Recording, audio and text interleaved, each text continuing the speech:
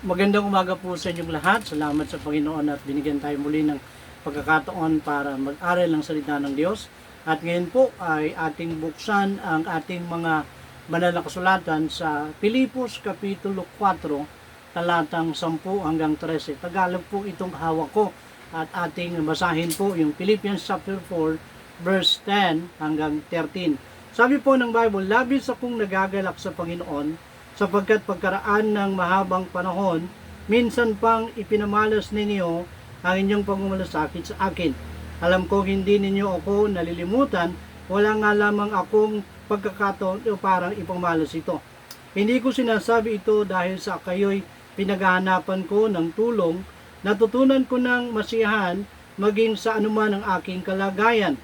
Alam ko kung paano magikahos, alam ko rin kung paano managana, natutunan na ang sikreto kung paano masiyahan sa anumang kalagayan sa buhay, ang mamusog o ang magutom, ang managana o maghirap. Sabi sa verse 13, ang lahat ng ito'y magagawa ko dahil sa lakas na kaloob sa akin ni Kristo. Pagpalain ng Diyos ang kanyang salita.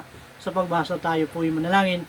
Ang maraming Diyos Ama, kami po'y nagpapasalamat sa iyo sa inyong salita na aming pag-aaralan, naway patuloy kang kumilos sa aming mga puso habang pinag-aaralan po namin at binabasa ang iyong salita. Sa iyo po namin iniaalay ang pag-aaral na ito, pero bago ang lahat, humingi mo kami ng tawad sa aming pagkakamali na maging karapat-dapat po kami sa inyong harapan at yung aming panalangin. Salamat po. Ang lahat ng papurit at salamat ay aming binibigay at pinabalik sa iyo.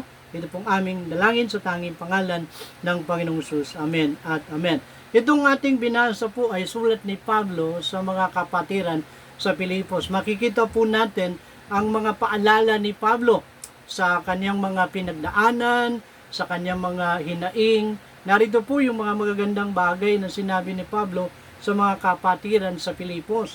At makikita po natin yung ating pamagat po, learn to be happy in all situation. Matutunan nating masiyahan sa lahat ng ating kalagayan. Pag kami mga bagay na dumating sa ating buhay, paano natin hinaharap? Tayo ba ay masaya o malungkot? Tayo ba ay nagagalit o humihinto? Paano natin matutunan maging masaya sa lahat ng bagay na dumarating sa ating buhay? What is the secret of true happiness? Ano po yung tunay na sikreto ng tunay na kasiyahan? Sabi po ng Bible, hindi ito nakabatay sa yaman. Maraming taong may pera pero hindi masaya. Maganda yung posisyon sa kanyang trabaho pero hindi masaya. Matalino pero hindi rin masaya. Talagang may something o kulang sa kanya. Hindi sa batay o nangyayari sa paligid o sa mga sitwasyon.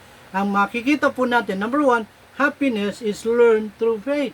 Ibig sabihin, ang kasiyahan ay natututunan sa pamagitan ng pananampalataya. Kapag ka ikaw ay tunay na nampalataya sa Panginoon, ang ilalagay ng Diyos sa buhay natin bilang Kristiyano sa gitna ng mga problema, merong kasiyahan. Ang kasiyahan po ay nanggagaling sa Panginoon at yung kasiyahan ay tunay na libre na ibinigay ng Panginoon. Kasiyahan ibinigay ng Diyos ay hindi panandalian.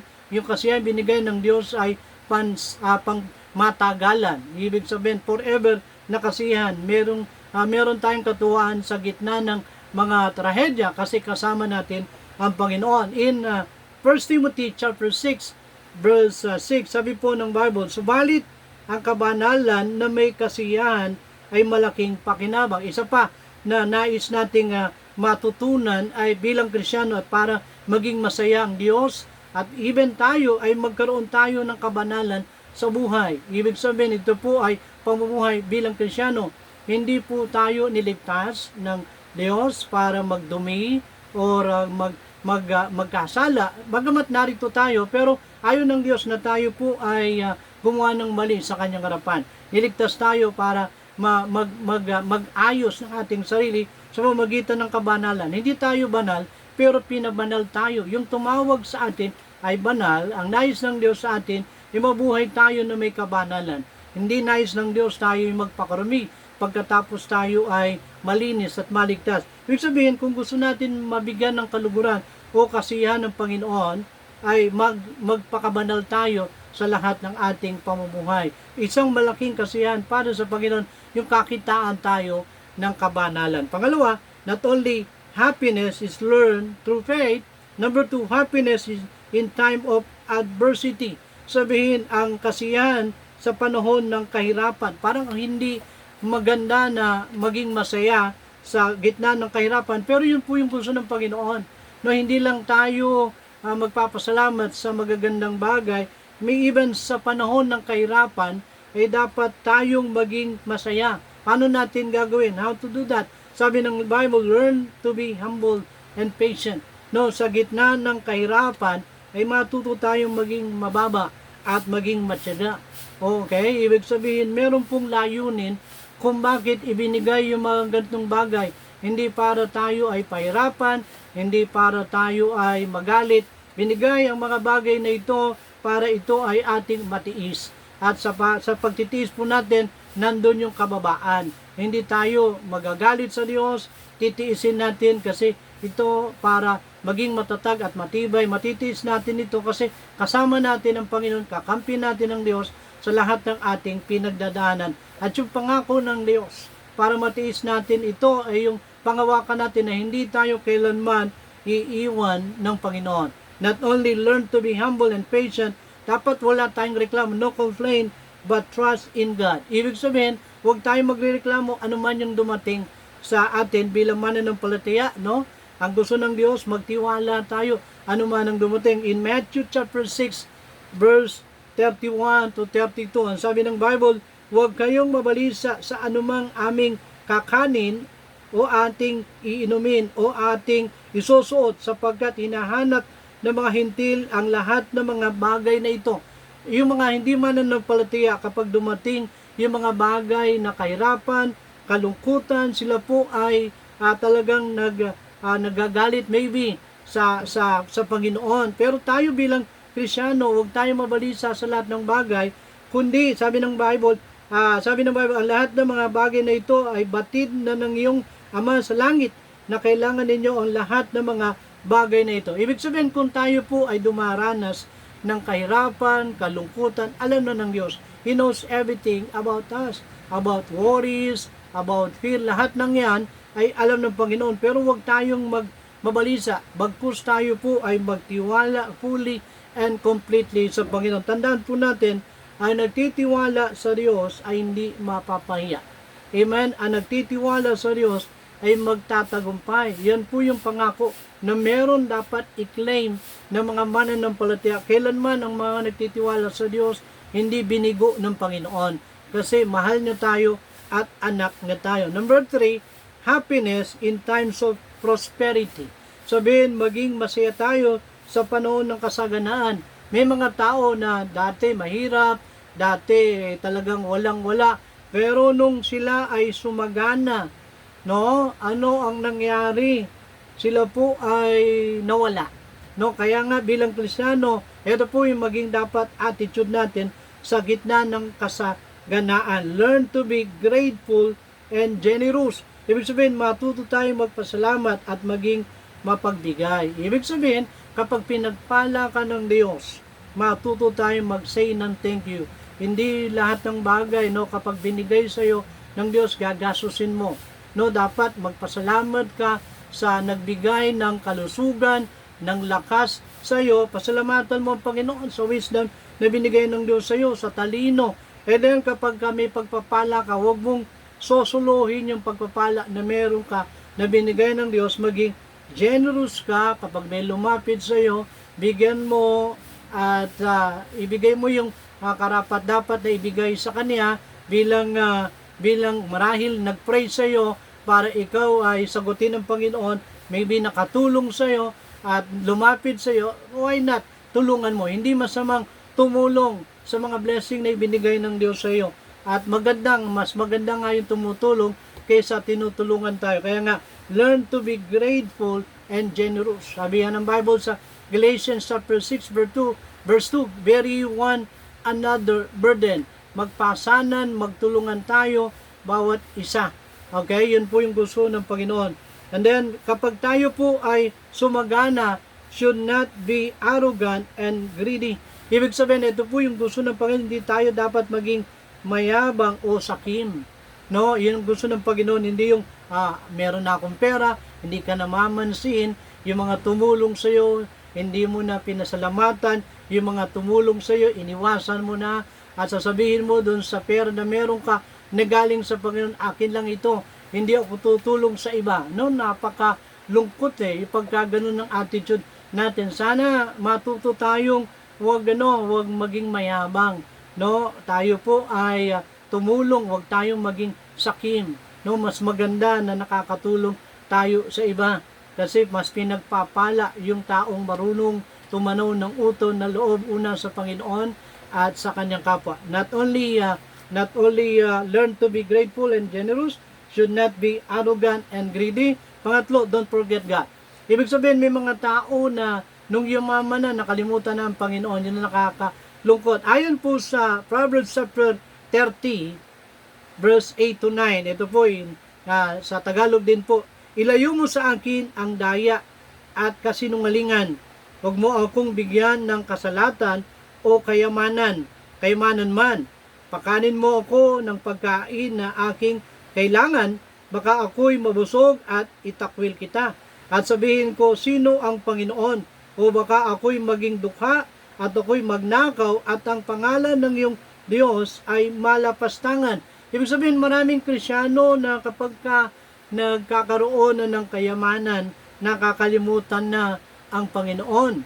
Kapag naman naghihirap, ganun din naman, lumalayo sa Panginoon. Sana kahit anong kalagayan, matuto tayong magpasalamat sa Panginoon. Huwag natin kakalimutan ang Panginoon. Kapag tayo pinagpala, say thank you. Kapag tayo po ay merong kalungkutan o kawalan, say thank you. Sabi ng unang Thessalonica 5:18, tingnan nga po natin yung paalala ni Pablo sa unang Thessalonica, Kapitulo 5, talatang 18. Maganda na makita po natin yung sinabi po ng Bible sa lahat ng bagay. Ano po ang gagawin natin? Unang Thessalonica, Kapitulo 5, talatang 18. Sabi ng Bible, magpasalamat kayo sa Diyos sa lahat ng pagkakataon sapagkat ito ang kalooban ng Diyos para sa inyo sa inyong pakikipag-isa kay Kristo. In everything give thanks, for this is the will of God. Ibig sabihin, hindi tayo dapat magmalaki o magpakayamang o wag natin kakalimutan ang Panginoon. Bagkus tayo po ay magpasalamat sa lahat ng nangyayari sa ating buhay. Good or bad, say thank you to God. And then, tandaan po natin, ang sikreto ng lahat ng ito, the secret of all these things is what? Christ. Lahat ng bagay na ito, ang lihim ng lahat ng ito ay si Kristo. Hindi natin kaya ang lahat ng bagay kung wala ang Panginoon. Sabi po ng Bible, Christ is the strength and the source of joy in all situation. Si Kristo ang lakas at pinagmumulan ng kasiyahan sa lahat ng sitwasyon. Hindi po natin kaya malagpasan o mapagtagumpayan ang lahat ng bagay kung wala ang tulong o lakas na ibinibigay ng Diyos sa atin. Ayon po dun sa Philippians pa rin, Philippians chapter 4, verse 13, I can do all things through Christ which strengtheneth me. Ibig sabihin, ang Diyos lamang ang makapagbibigay lakas sa iyo para tumagal, tumayo, at makapagpatuloy. Without Christ, you can do nothing. Kahit anong talino mo, kahit anong yaman mo, kung wala si Kristo, kung wala ang tulong ng Panginoon, kung wala ang gabay ng Diyos, kung wala yung proteksyon ng Diyos, hindi po tayo magtatagumpay. Siya po ang pinagmumulan ng lakas at ng katuwaan para malagpasan natin ang lahat ng bagay. Kung wala ang Diyos, wala tayong magagawa. Sabi ng Bible, kahit na tayo po ay dapat maging masaya, na kapag tayo po ay dumarating sa Philippians chapter 4, verse 6 to 7, ito po yung maganda na sinabi ng Panginoon sa atin. Kahit anong sitwasyon, sabi ng Bible, Philippians chapter 4, anong ibibigay ng Panginoon sa atin? Sabi, if we in Christ we have peace and hope. Kapag tayo po ay nasa Panginoon, ay tayo po ay mayroong kapayapaan at pag-asa. Hindi po lahat ng tao ay may kapayapaan at pag-asa. There is peace in Jesus. There is hope in Jesus. Maganda na meron tayong malalim na relasyon sa Panginoon sa gitna ng kalungkutan, sa gitna ng ating kalagayan. Kung tayo po ay malalim sa Panginoon at yung ating relasyon ay maganda at masunurin tayo sa Panginoon, pag dumating yung problema, meron tayong kapayapaan at tunay na pag-asa na nanggagaling sa Panginoon. Kaya itong mga natutunan natin ay dapat nating panghawakan o paniwalaan. Matuto tayong maging masaya anuman ang dumating sa ating buhay. Sabi nga, ang tunay na kasiyahan ay hindi nakabatay sa pera, sa pagkain, sa barkada at sa sitwasyon, kundi yung relasyon natin kay Kristo. No, kamusta na yung ating relasyon sa Panginoon? Tayo ba ay very close na sa Panginoon? No? Sabi ng Bible, draw nigh to God and He will draw nigh to you. Pag tayo po ay naging malapit sa Panginoon, magiging masaya tayo anuman ang dumating. Katulad po ng sinabi ni Pablo sa Philippians chapter 4, verse 4, rejoice always, and again I say rejoice. Sa anong kalagayan meron si Paul nung sinabi niya yon? Nasa kulungan siya. Hindi maganda yung kanyang kalagayan kasi nakakadena yung kanyang kamay, yung kanyang mga paa. Pero sabi niya dun sa mga dumalaw sa kanila, rejoice always, and again I say rejoice. Kahit anong dumating, sana hindi tayo malulungkot o maapektuhan. Panghawakan lang natin ang pangako ng Diyos. Sabi niya, I will never leave you nor forsake you. Sana itong lesson natin na ang pamagat, learn to be happy in all situation, ay maging blessing sa atin. Nawa, lahat tayo po ay nakinabang sa ating narinig at natutunan. Pagpalain tayo ng Panginoon. Tayo po yung manalangin. Ang manaming Diyos Ama, kami po yung nagpapasalamat sa iyo dahil lang yung salita ay makapangyarihan, gumagawa sa buhay po namin. Huwag namin kalimutan kung sino po ang pinagmumulan o pinanggagalingan ng kasiyahan. Ikaw yan. At ang lakas at ang tulong galing sa iyo. Nawa, lahat ng aming daranasin bilang Kristyano, huwag namin kalimutan na humingi ng tulong at lakas para malagpasan ang lahat ng bagay, na kahit merong sufferings, trials, ay matuto kaming magsaya at magpasalamat dahil kasama ka namin at anak mo kami. Ang lahat ng ito ay aming ibinibigay ang papurit, pasalamat. Ito pong aming dalangin, tanging pangalan ng Panginoong Jesus. Amen at amen. Praise God, to God be the glory. Salamat po at magandang umaga po sa inyo lahat. Pagpalain tayo ng Panginoon.